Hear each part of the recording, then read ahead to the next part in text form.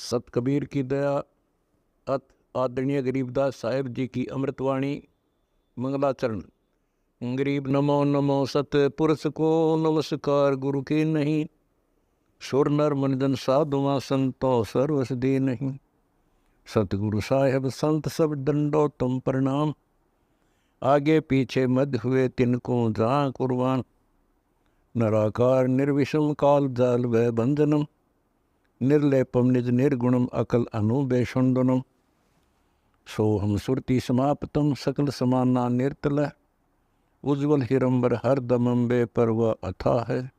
वार पार नहीं मध्यतम, अनाहद मंत्र सुखसलाद मंत्र, अजोख मंत्र बेसुन मंत्र, निर्वाण मंत्र थीर है।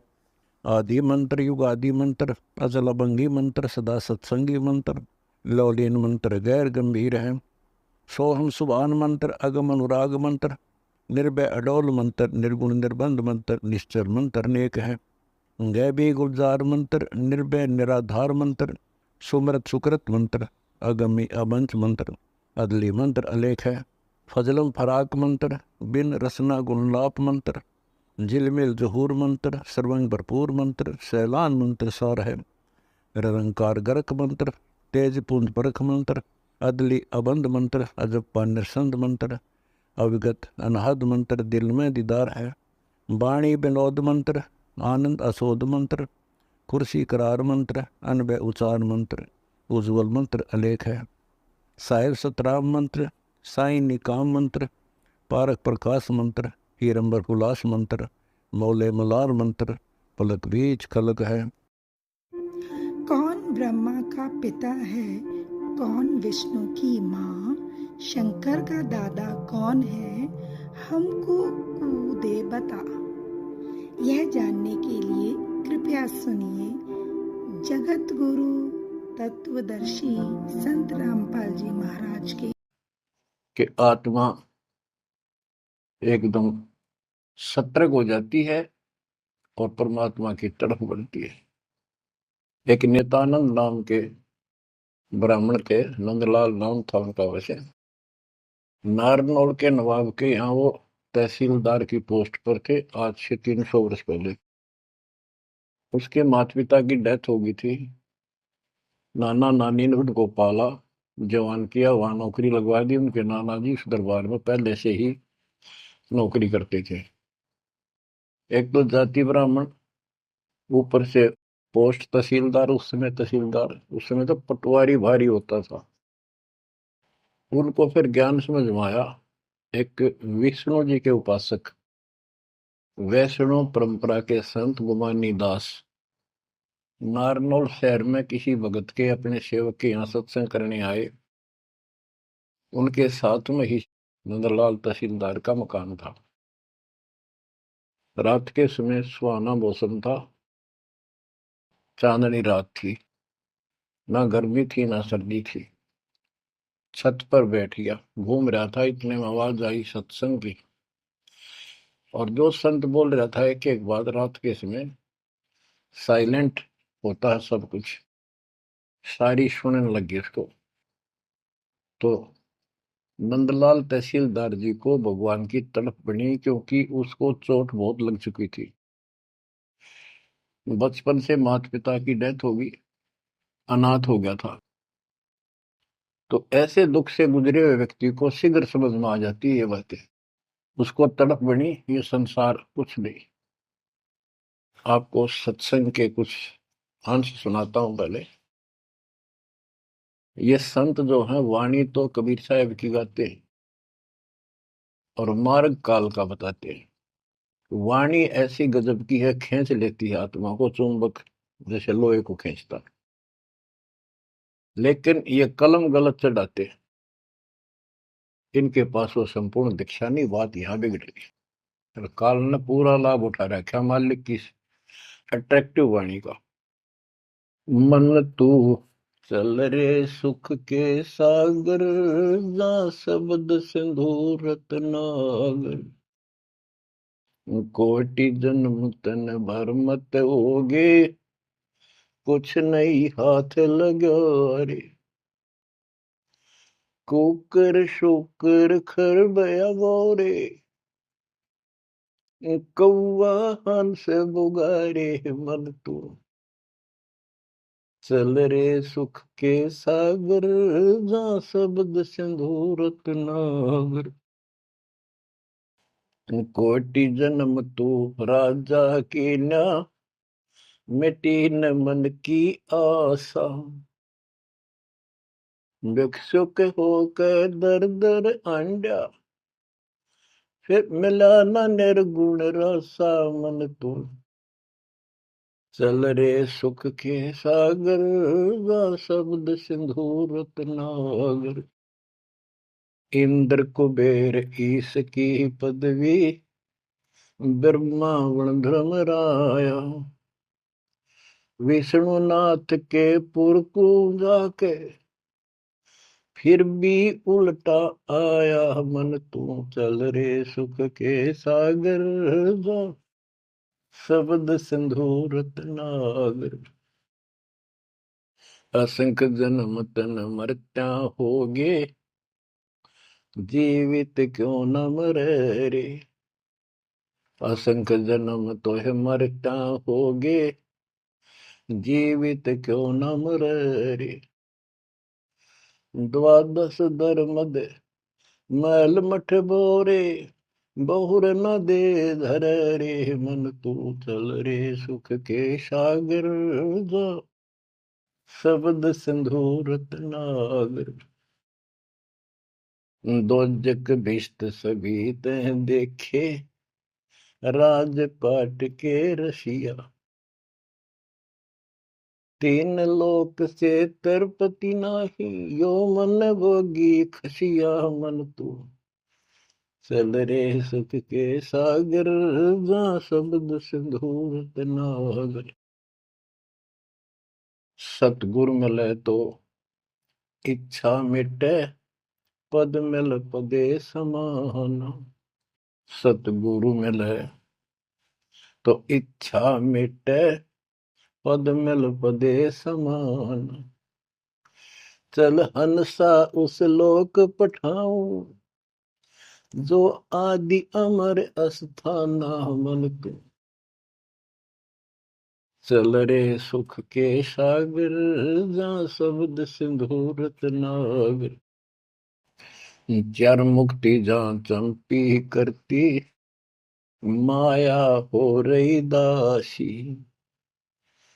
चार मुक्ति जहाँ चंपी करती, माया हो रही दासी। दास गरीब अभय पद पर से, मिले राम अविनाशी मन तू। चल रे सुख के सागर, जहाँ शब्द सिंधु रत्नागर।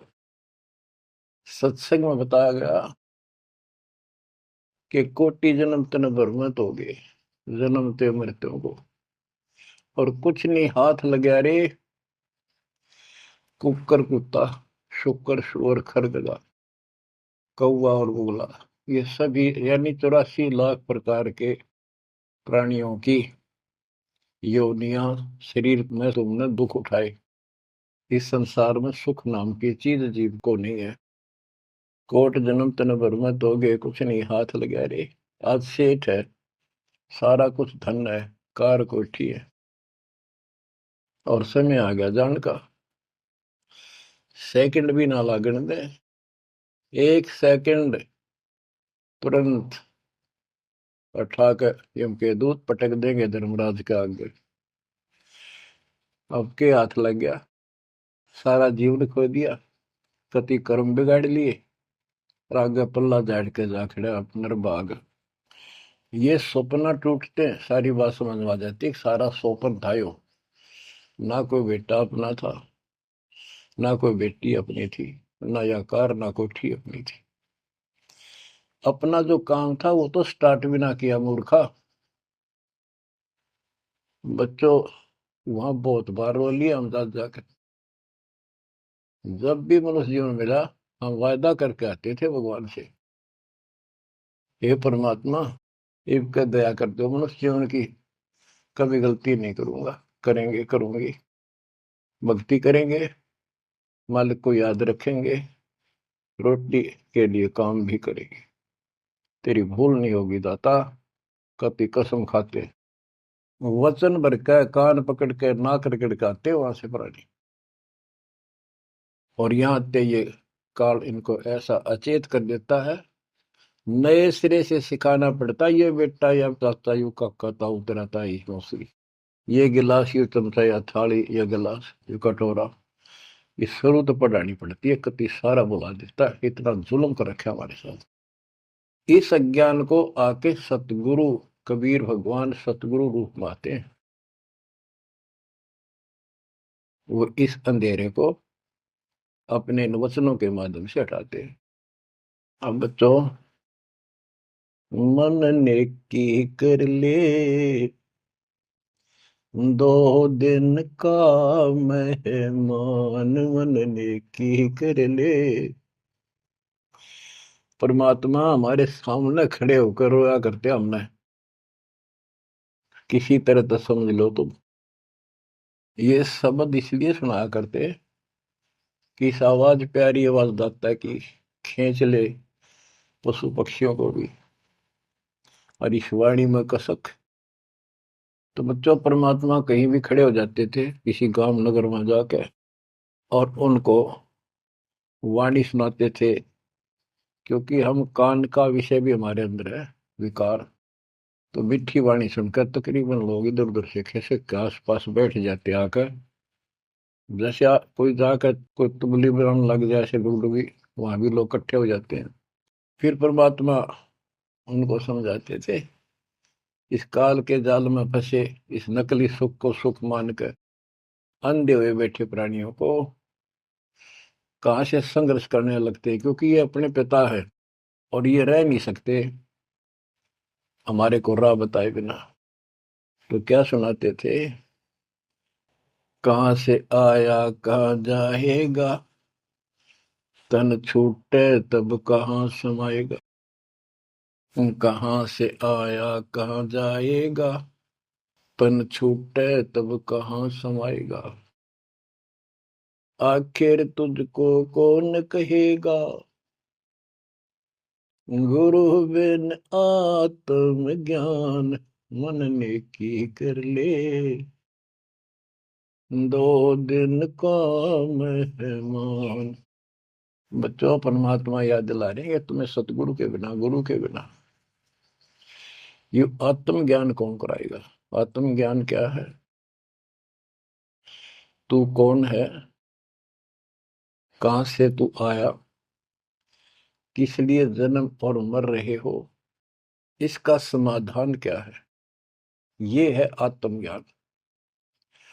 आत्मज्ञान तो सारे गुरु बताते हैं, नकली सकली सब। भाई भक्ति नहीं करोगे पशु पक्षी बन जाओगे, मनुष्य जीवन बड़ी मुश्किल से मिलता है। ये सारा कुछ परमात्मा का बताया ज्ञान बताकर आखिर में काल का खुट्टा बांध देते हैं, ये उपासना करो। दो शास्त्र विरुद्ध है, बात यहां बिगड़ी पड़ी थी। तो बच्चों, फिर कहते ये तो आत्मज्ञान होगा। कबीर सतगुरु बताता आत्मज्ञान, तुम सतलोक में रहते थे, वहां किसी चीज का कष्ट नहीं था, कोई दुख नहीं, कोई रोग नहीं, कोई शोक नहीं, कोई जन्म नहीं, कोई मृत्यु नहीं, सदा सुखी। यही सृष्टि ऐसी जो कि एज इट इज है। ऐसे गांव बसे हैं, ऐसे बाजार लगे हैं, बाग बगीचे कदम कदम पर सुंदर तरीके से लगे हुए एक पंक्ति के अंदर गजब के। और उसको छोड़ के तुम इस काल के जाल में फंस गए। अब ये तुम्हें मूर्ख बनाए बैठा है, उस घर की कति खबर मिटा दी, नाम और निशान खत्म कर दिया। आत्मज्ञान ये है, तुम या कष्ट उठा रहे हो जन्म मृत्यु के, इसका समाधान है पूरा सतगुरु हो, उसे दीक्षा लो, फिर डट कर भक्ति करो, मर्यादा का पालन करो। ये तो है आत्मज्ञान। परमात्म ज्ञान क्या है, परमात्मा कौन है, ये श्री कृष्ण जी को भगवान बताओ, विष्णु और शंकर को भगवान बताओ। इनका परमात्म ज्ञान खाक है, परमात्म ज्ञान है नहीं, आत्म ज्ञान ने के चाटांगे फिर। गरीबदास जी कहते, कूप की छाया कूप के माई, ऐसा आत्म ज्ञाना, या से परे परम पद वहाँ का भेद न जाना। आत्मज्ञान तो ऐसा है जैसे कुएं की छा कुएं तक है, बाहर उसका कोई यूज नहीं। इसका मतलब है कि जिस ज्ञान पर ये आत्मज्ञान बताते हैं, परमात्म ज्ञान है नहीं, वो तो इस काल के कुएं में अंदर ही गिरे रहेंगे, यही कष्ट उठाएंगे। ये साधना गलत बताते हैं, उनकी पोल खोल रखी है वैद्य के अंग में, जैसे काला पुष्मा। बच्चों, फिर बताया जाता है कि कोट जन्म तन भर मत होगे, परमात्मा जगह जगह खड़े होकर रोया करते थे हमारे लिए। और कुछ आकर्षित भी होते थे, कोयल के बच्चे तो लाग ही जाते हैं, वो डटते ही नहीं, उनको तुरंत प्रभाव हो जाता है, सचमुच भक्ति करनी चाहिए। इस प्रकार मान लेके 64 लाख से हो गए थे 700 साल पहले। इस ज्ञान को तो सिर्फ इतना सुनते थे कि सचमुच जो कह रहे हैं बात सच्ची है, मर जावांगे। ये वाणी ऐसी है, सीधी फोड़ देती है आत्मा के मैल को। फिर सुख होने शुरू हो जाते थे दाता का नाम लेते ही, इसलिए चिपकते चले गए। दाता भी चाहते थे, परमात्मा भी, कि इनका अपनी कलम चढ़ा दूं एक बार बस, इन पार तो होना नहीं। कलम चढ़ा गए दाता उस समय 64 लाख का। वो 64 लाख कुछ भक्ति करी उन्होंने, बहुत अच्छी, परमात्मा काफी संग रहे। फिर जब देखा कि अब इनको ज्ञान नहीं है, और ज्ञान बिना मुक्ति हो नहीं सकती, जब तक पूरा ज्ञान नहीं होगा ये डट नहीं सकते, दो काम हो जाते हैं, तीसरा नहीं होता है, तो फिर वो झाड़े लुआन चले जाते हैं। ये स्थिति होगी थी वहां। तो एक झटका दिया था, परीक्षा ली थी, सारे विमुख हो गए। जब परमात्मा ने हाथी पर बैठकर गंगा जल बोतल में भरकर, जैसे शराबी शराब पिया कर, एक वैश्या, प्रसिद्ध वैश्या जो परमात्मा की शिष्या हो चुकी थी और अपने धर्म कर्म को ठीक कर रही थी, लेकिन उस समय भी उसको वैश्या की फीक ही थी समाज की दृष्टि से। उस लड़की को हाथी पे बैठा के उसके कंधे पर हाथ धर के भगवान, और वो पानी गंगा जल पी रहे थे, उस हाथी को बाजार के बीचों बीच घुमा दिया। जो भी देखा वो एक, देख लो भाई जुलाहा बड़ी बड़ी बात बनाया करता कबीर, शराब पीवे और वैश्या को साथ लेकर घूम रहा है। उनके शिष्यों को लाओ, बुला बुला के देखो, हम तो पहले कहा करते पाखंडी आदमी है, अपनी आंखों देख लो, सरिया में वैश्यावृत्ति करता घूम रहा, शराबी को भी है ये।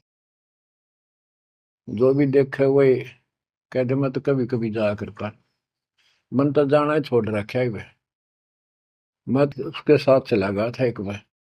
ऐसे 64 लाख भगवान से विमुख हो गए। सतगुरु भी चाहते थे ये बोझ सिर पर पड़े, अब ये समझ नहीं पा रहे।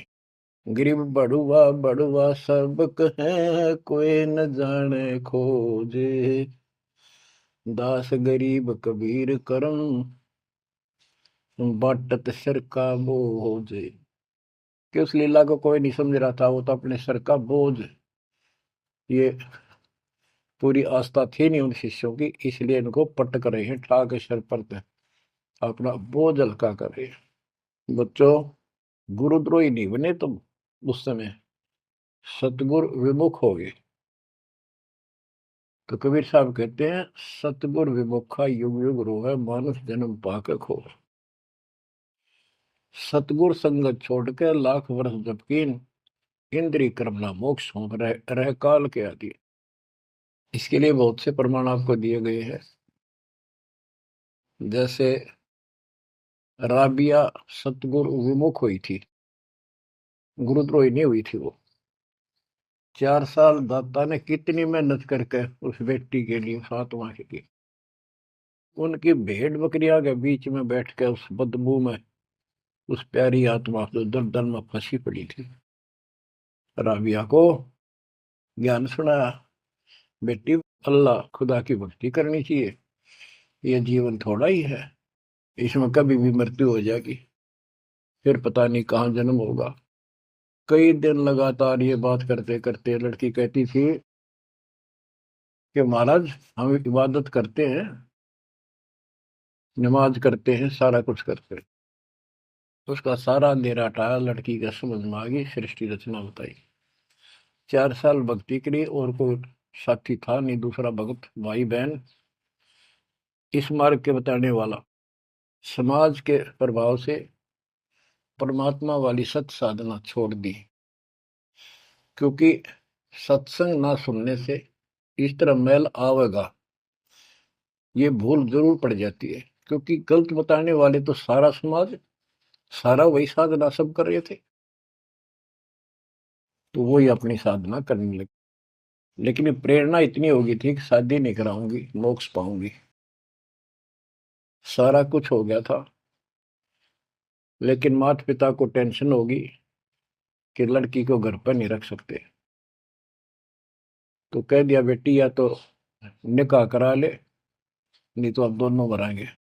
लड़की ने विचार कर लिया कि माता पिता की हत्या का दोष मुझे लगेगा, इसलिए यस कर देती हूँ, अपने पति से बात करूंगी। निकाह करने की यानी शादी की हाँ भर ली और ब्याह हो गया। अपने पति के घर चली गई। वो एक अच्छा अफसर था, साहब था, नेक आत्मा था। राबिया ने स्पष्ट कर दिया, बात सुनो मेरी, मैं भक्ति करना चाहती हूँ और मैं संतान उत्पत्ति नहीं करूंगी। अगर आपने जोर जबरदस्ती कर दी तो मैं फांसी का आकर मरूंगी, ये फाइनल सुन लो। उसके पति ने कहा कि एक बात बता राबिया, जब निकाह हुआ आपने स्वयं कबूल किया था, मैं निकाह कबूल करती हूँ। मुसलमानों के अंदर एक विशेष बात है कि लड़का लड़की चाहेंगे तो ब्याह होगा, ना हुआ नहीं। तो तेने उस समय कबूल क्यों किया था? राबिया बोली, मेरी मजबूरी थी, समाज का दबाव था मेरे माता पिता पर। मेरे माता पिता ने शर्त रख दिया तो शादी करा ले, नियम दोनों मरेंगे, तो इसलिए मैंने शादी कर ली। ये आप पर फैसला है, वहां तक दो मरे थे भी, एक मरेगी। मैं भक्ति करूंगी, ये मेरा फाइनल फैसला है। तो समझदार था, मुसलमान कई कई शादी कर लेते हैं, उसको इसकी कोई समस्या नहीं थी, परमात्मा की दया से गुजारा भी खूब था। वो बोला, राबिया बात सुन ले, जैसा समाज का दबाव तेरे ऊपर था, तेरे माता पिता पर, ऐसा समाज मेरा भी है, और यहाँ मुझे भी जवाब देना भारी हो जाएगा अगर तू इधर उधर जाओगी। तो जाइए भक्ति के लिए, इसलिए घर में रहेगी, मेरी तरफ से मेरी बहन होगी, संसार की दृष्टि में मेरी पत्नी बढ़कर रहना होगा। राबिया ने कबूल कर लिया, यस कर दी। उसने अपने और विवाह करा लिया। जब वो होगी 50 साल के ऊपर, हज करने चली। उसके पति ने कहा, आपके लिए मैं गाड़ी घोड़ा ऊंट तैयार करवा देता हूँ, अरे जाओ, बहुत खुशी की बात है, मुझे भी पुण्य मिलेगा आपके सहयोग में। वो कहने लगी, मैं पैदल जाऊंगी। यानी भावना अलग होती है भगत की, या धार्मिकता रंगी हुई होती है पिछले जन्मों की। वो चल पड़ी, पैदल चल पड़ी। रेगिस्तान ज्यादा होते थे उस टाइम, सभी जगह सूखे पड़ते थे। मक्का में चली, मक्का के राह पे काफी सफर तय करने के बाद एक कुआं आया। उस कुएं पे ना बाल्टी थी, ना कोई रस्सी थी, वो लगता था उसमें गिर गई थी। उधर एक कुतिया बहुत प्यासी थी, प्राण जानने हो रहे थे उसके। राबिया को समझते देर नहीं लगी, वह कभी राबिया के पैरों में आवे, कभी कुएं की तरफ जावे। बहुत बुरा हाल था उसका।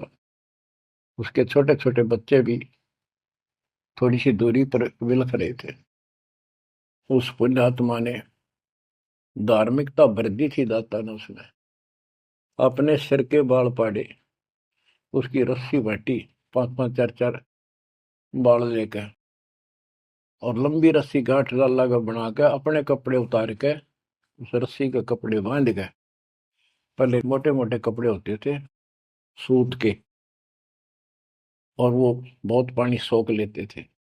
कुएं में बाल्टी की तरह डाले, बाहर लाकर उनको नचोड़ा, एक मटके का ठेकरा सा पड़ा था, टुकड़ा फूटा हुआ, उसमें पानी भरती गई, कुतिया पी गई 2 किलो पक्का पानी, और पी कर चली गई।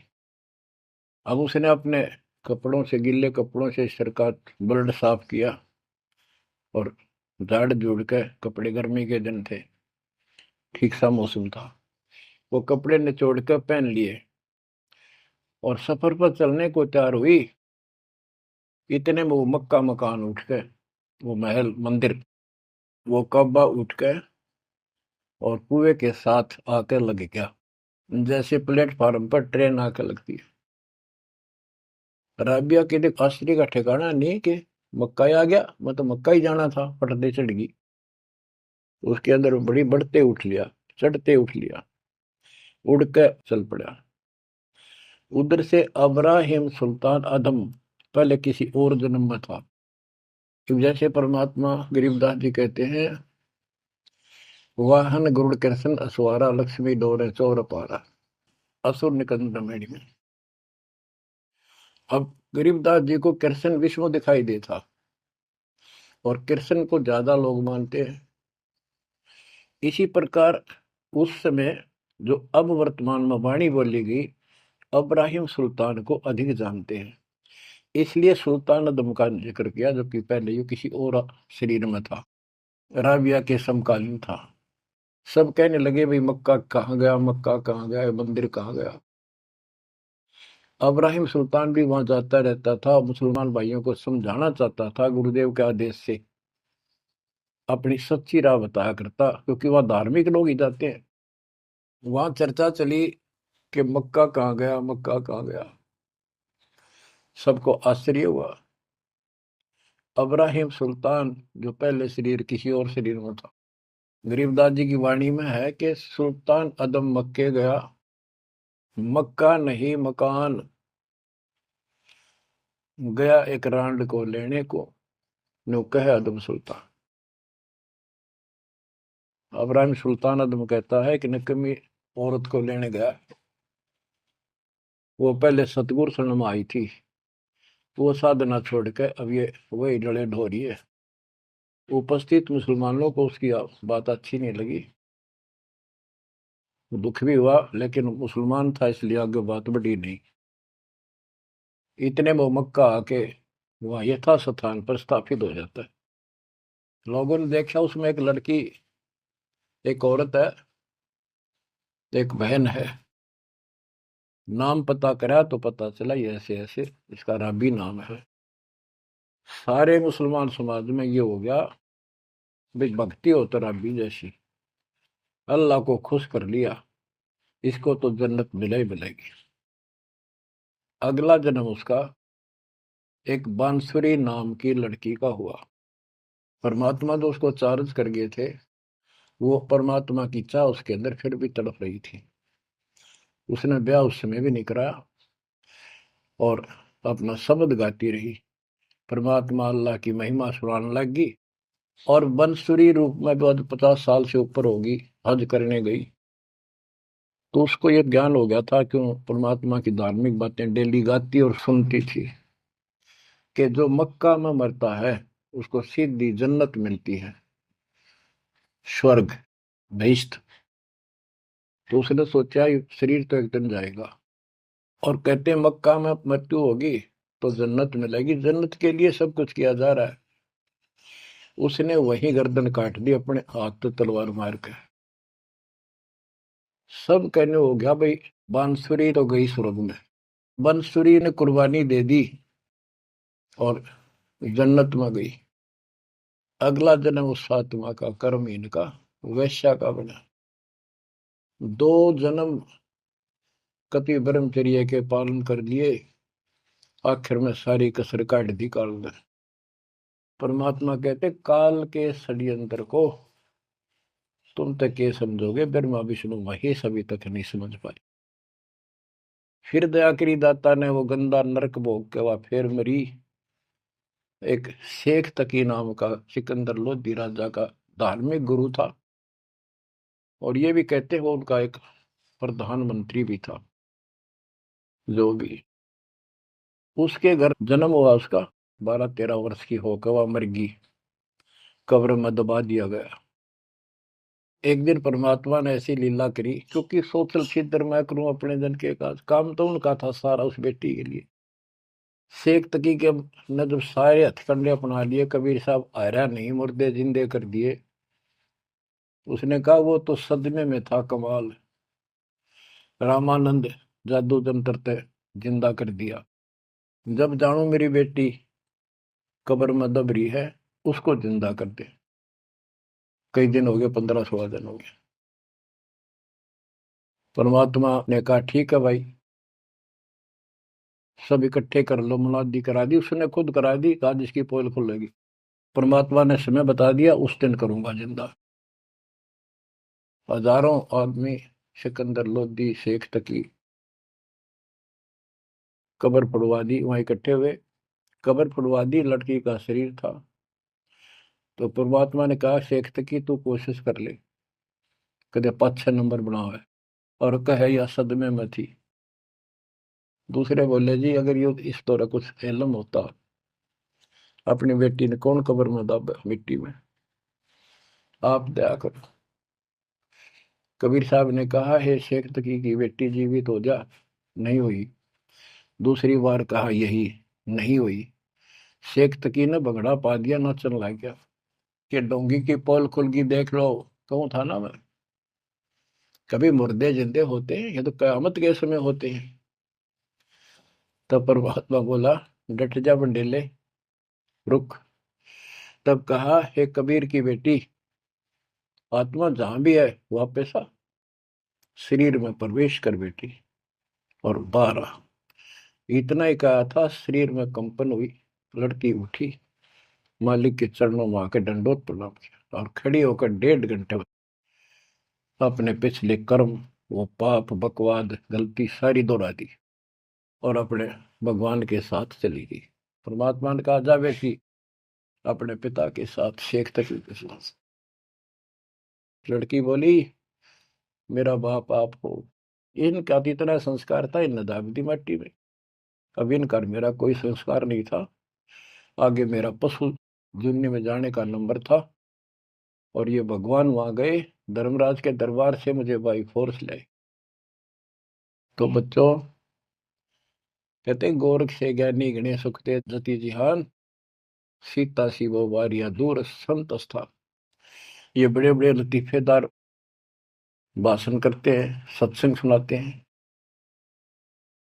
कहते हैं बीजक की बात ताके बीजक ना ही हाथ, पृथ्वी डोबण उतरे कह मीठी बात।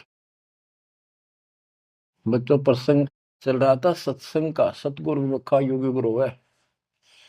तो इसी प्रकार हम सतगुरु विमुखा हुए, जब आज तक रो रहे हैं।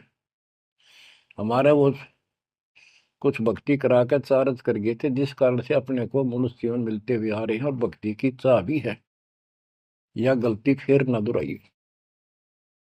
अब नित्यानंद का जो प्रसंग था उस पर आता हूँ। और सत्संग चला के कोट जन्म तन भ्रमत हो गए, कुछ नहीं हाथ लगा रे, कुकर शुकर खरब्याब हो रहे, कहू वाहन सुगा रे, कोटि जन्म राजा की ना। महावीर जैन जैन धर्म के 24वें तीर्थंकर, राजा बने, महाराजा बने, स्वर्ग में देव बने, फिर कुत्ते गधे शूर बने। खाक है फिर के चाटव देव पद न, जो गधा बन गया आखिर। इंद्र कुबेर इसकी पदवी, ही ब्रह्मा विष्णु महेश के पद पा चुके हो आप। इंद्र तक की पदवी पाई है, और फिर यहीं भटक रहे हैं। दो जग भीष्ट सभी ते देखे, स्वर्ग नरक सभी धक्के खा चुके हो, भटक चुके हो। राजपाट के रसिया, 3 लोक से संतुष्टि नहीं है, ये मनभोगी खसिया। कोई एमएलए बन जाए, सरपंच बने, मन में आता चेयरमैन बनूं। चेयरमैन भी बन जाता है, वे एमएलए में बात बने। मर पड़ का एमएलए कभी बन जाता है, तो सोचा मंत्री बनो जब बात बने। एमएलए में कोई नहीं पूछता। मंत्री यूं सोचता है चल तो मुख्यमंत्री की है, हम तो टाइम पास कर रहे हैं। मुख्यमंत्री बनने के बाद उसकी तड़प हो जाती है प्रधानमंत्री बनूं तो बात बने। वो बनेगा कि ना बनेगा, इतना मृत्यु हो जाएगी, फिर गधा बनेगा। बच्चों 3 लोग से तरपत ना, ये मन भोगी खसिया। सतगुर मिले तो इच्छा मिटे, पद मिल पदे समाना, चल हंसा उस लोक पठाऊं जो आदि अमर स्थान। कि सतगुर मिलेगा तो इन बकवादों से मन हटाएगा और कहेगा चल हंसा उस लोक पठाऊं जहां कभी मृत्यु नहीं होती। चार मुक्ति जहां चंपी करती, माया हो रही दासी। यहाँ चार मुक्ति प्रमुख मानी गई है और ये थोड़े समय की होती है। जैसे शालोक, जिस देवता की भक्ति करे उस देवता के लोक में चला जाएगा। शाह रूप, उस देवता का रूप जैसा बनाकर वहां रहेगा। सामीप्य, उस अपने देवता के साथ समीप रहेगा। तो इस प्रकार की चार मुक्तियां, लेकिन रहेंगे कितने दिन, उनका समय सीमित होता है। वो चारों मुक्ति भी नष्ट होती है, वो भी हाथ से चली जाती है, फिर कुत्ता गधा सूअर बनता है और वहां सदा रहेंगी ये सतलोक में। हाय हाय। चार मुक्ति जा चंपी करती, माया हो रही दासी, दास गरीब अब पद पर से, मिले राम अविनाशी। के चार मुक्ति जा चंपी करती, यानी चरणों में पड़ी रहेंगी, सदा के लिए भगवान के साथ रहेंगे। और इस धन संपत्ति की वहां कमी नहीं, भरे पड़े हैं खजाने आपके। दास गरीब अब है पद पर से, वहां कभी भय नहीं किसी चीज का, मौत का भय नहीं। सबसे बड़ा डर यहाँ मौत का है, वो जाते खत्म होगा। दास गरीब अब है पद पर से, मिले राम अविनाशी। ब्रह्मा विष्णु महेश नासवान, ब्रह्म नासवान सरपुरुष, अक्षर पुरुष ये नासवान, देवी नासवान और देवताओं की जिक्र के करूं। गीता प्रमाण देती है दूसरे अध्याय के 12वें श्लोक में, चौथे अध्याय के 5वें श्लोक में और 9 में और 10वें के 2 में। गीता बोलने वाला इनका ब्रह्म कहता है काल कि तेरे मेरे बहुत जन्म हो चुके अर्जुन, तू नहीं जानता, मैं जानता हूं, आगे भी होंगे। मेरी उत्पत्ति हुई है, ये देवता नहीं जानते। तो बच्चों, वो अविनाशी राम दूसरे अध्याय के 17वें श्लोक में कहा है, 18वें के 46 में, 18वें के 61 और 62 में और 15वें अध्याय के 17वें श्लोक में बताया। उत्तम पुरुषत्व परमात्मा इति उदारते, यह लोक तरम आविश्य वृत्ति अवेश्वर है। वो अविनाशी भगवान मिलेगा वहां पर। कबीर साहब कहते हैं यहाँ भी तुम, जब तुझे राजपाट भी चाहिए हमारा इधर ले ध्यान। यहाँ राजपाट कैसा देंगे आपको, और संसार के लोगों से ज्यादा सुविधा देंगे परमात्मा।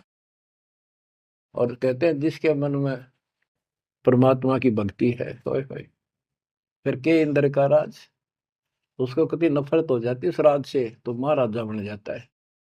और यहाँ सुख देंगे परमात्मा, कहते हैं माया दासी भगत की संत की, उभे दे आशीष, बरती और लातों छिड़ी, सुमर सुमर जगदीश। कहते इतना धन दे देगा बंदी छोड़ के, खाइयो खर्चियो खूब धर्म भलाइयो। माया दासी संत की उभय दे आशीष, दोनों तरफ से आशीर्वाद देगी। खाओ खर्चो और दान करो। और बरती और लातों छिड़ी, कबीर साहब कहते हैं सुमर सुमर जगदीश। सुमर कौन सा जगदीश, वो सच्चा नाम, सच्ची भक्ति, सतपुरुष कबीर साहब की भक्ति कर करके। अब नित्यानंद ये सारा सत्संग सुन रहा था, ये क्या करते हैं, बात तो सुना वो सतलोक के मिलती जुलती, अध्यात्म ज्ञान भक्ति विष्णु तक की।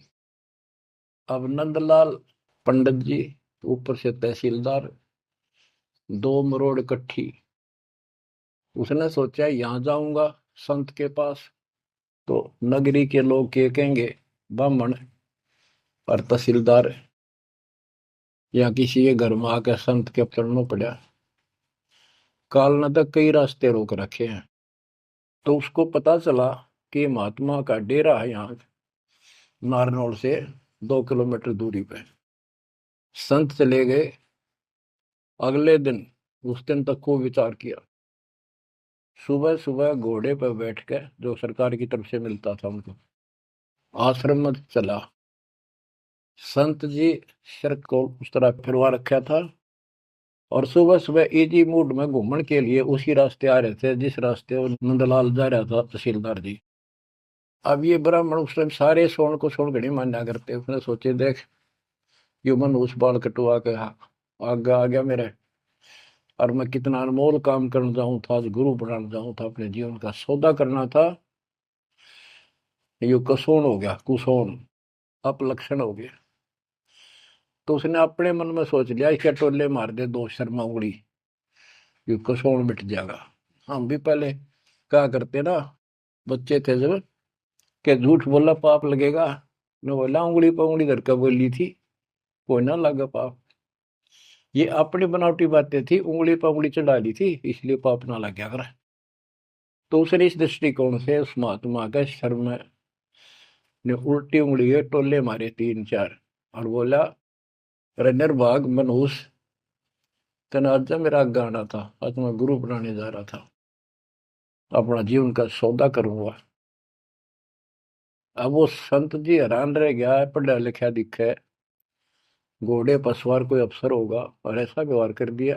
अच्छा उस्ताद, संतों के साथ ऐसे व्यवहार करनी बहुत मिला करें, ज्यादा माइंड नहीं करते वो। चला गया, आखिर में पहुंचा तो घोड़ा पर उतर कर एक वृक्ष पे बांध दिया। तो भगत वहां उपस्थित थे, वो आए, भाई बड़ा अफसर आ रहा है कोई, प्रणाम किया। उन्होंने पूछा संत जी कहाँ पर है, मैंने दीक्षा लेनी है। वो बोले जाओ बैठो, आदर से बैठा दिया, जहाँ आसन लग रहा था उसका आगे बोरी सी बिछा रखी थी कि बैठ जाओ, स्नान करके ही पाओगे, घूमन फिरन जा रहे हैं, सैर करके नहा कर ही आ जाए।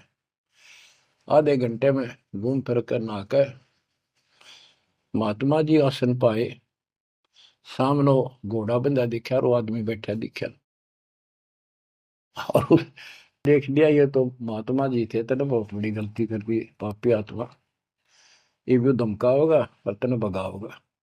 नीची गर्दन कर ली। अब नंदलाल तो शर्म के मारे गिट गए, नीची गर्दन कर ली। महात्मा जी भी समझ गए गुमानी दास के आदमी शर्मा गया। उसने कहा श्रीमान जी आप गुरु बनाने आए हो, इसमें कोई परेशान होने की बात नहीं है। जैसे हम कुम्हार के घर जाते हैं, कोई मटका मोल लेते हैं या कोई बेचने अपने घर पे आता है, तो हम उसको टोले मार मार के देखा करें ताकि वो कितना तो फूट तो नहीं रहा, सब बताए कि नहीं। तो आपने अपना गुरु परख लिया, टोले मारे गए, बेटा कोई बात नहीं, आप उद्देश्य बताओ आने का। परमात्मा ने उसकी या अकड़ तोड़नी थी कि संत ऐसे होते, बच्चों संत तो स्वभाव तो सबका ही अच्छा होता है, बात यहाँ बिगड़ रही है कि सच्ची राह ना होने से फिर के चट्ट अच्छी भाषा न अच्छे बोलना न। गोरख से ज्ञानी गणे सुख दे जती जिहाद, सीता सी वो बारिया संत दूर स्थान। नित्यानंद तो चरणों में पड़ गया, रो है कि भगवान मैं सारा अपनी इंट्रोडक्शन दी, सारी पहचान बताई, ऐसे ऐसे मैं नारनौल के नवाब के यहाँ तहसील। परमात्मा की कथा सुनो, परमात्मा की कथा की चर्चा करो। इसके अतिरिक्त जो भी बातें करते हो, सुनते हो, वह सब व्यर्थ है। ऐसे ही आध्यात्मिक वीडियो देखने के लिए हमारे चैनल विश्व विजेता संत रामपाल जी महाराज को